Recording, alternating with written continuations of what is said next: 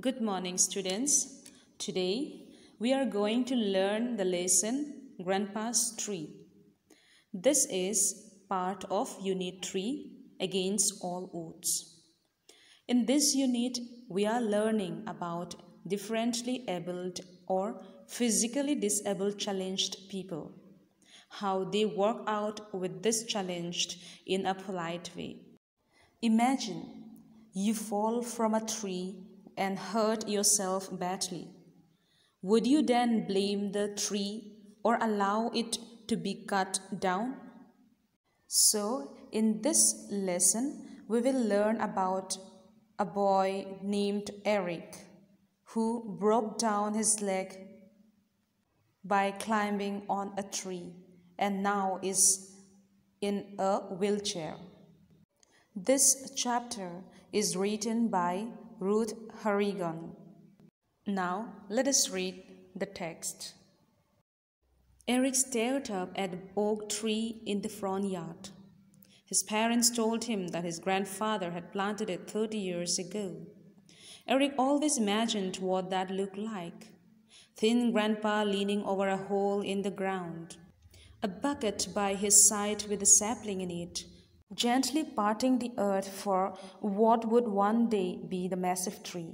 Knowing Grandpa, he would have finished the job neatly, then brought over his lone chair and sat and admired his work for a few hours, smiling and watching the tree grow.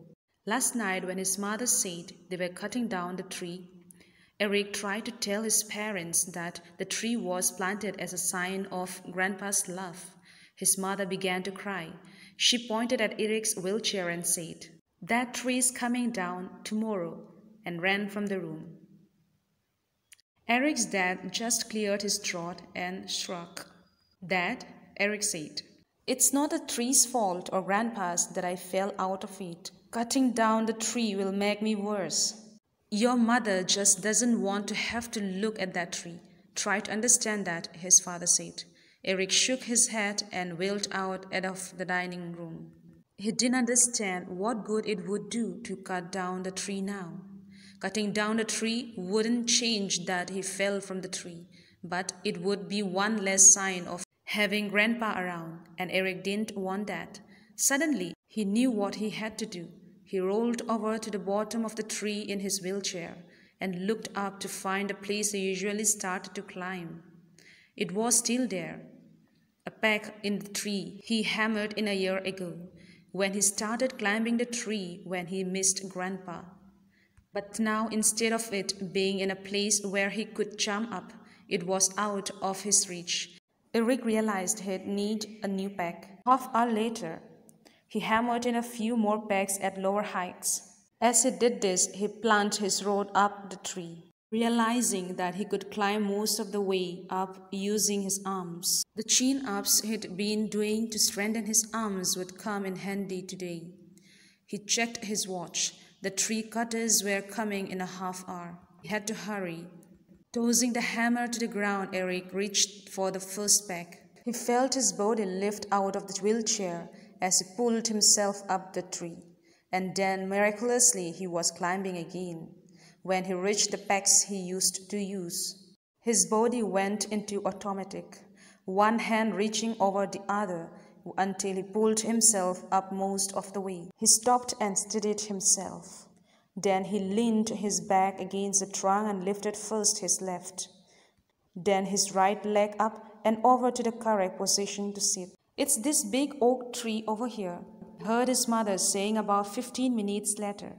Eric saw her walk beneath him, followed by two men wearing orange t-shirts.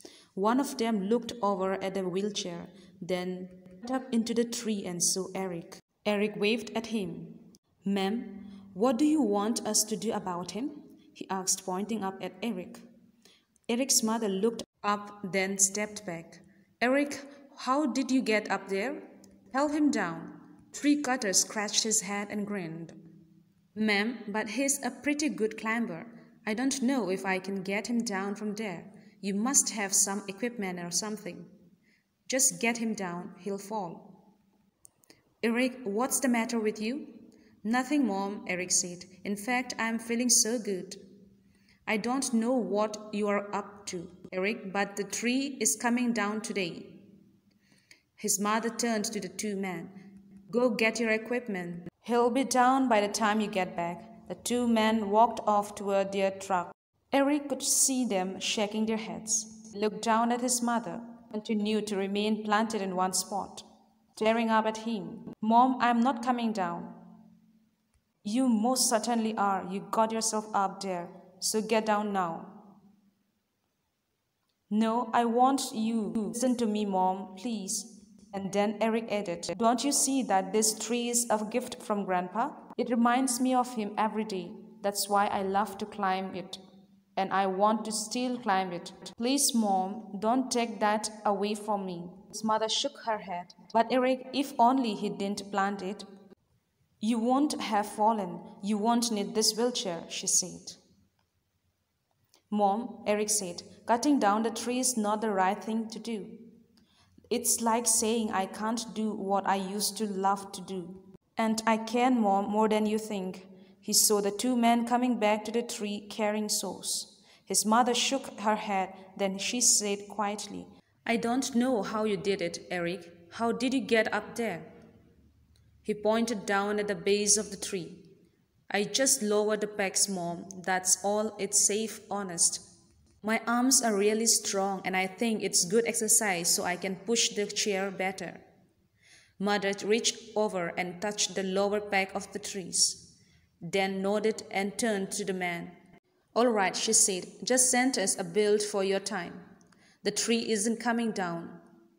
She waited a few moments, then placed her left foot on the lower peg. Then hesitating, she put her right foot on the next peg. Slowly she climbed up, looking at Eric's as she did until she got to the branch. Then she sat on the branch, smiling at him. See, Mom? It's not so scary, is it? Eric asked. Truthfully, I'm terrified, she said, laughing. She looked down at the house and yard and grinned. But I should have come up here a while ago. It is a great view, isn't it?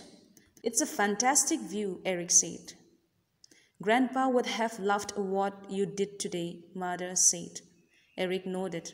Then he reached for his mother's hand and there they sat in the tree together. So students, here we come to the end of the chapter. Now let us see the word meaning. The word sapling means a young tree. Peg means a short piece of wood that is hammered firmly into the trunk of a tree to help you hold it or step on it in order to climb the tree. The word miraculously means completely unexpected.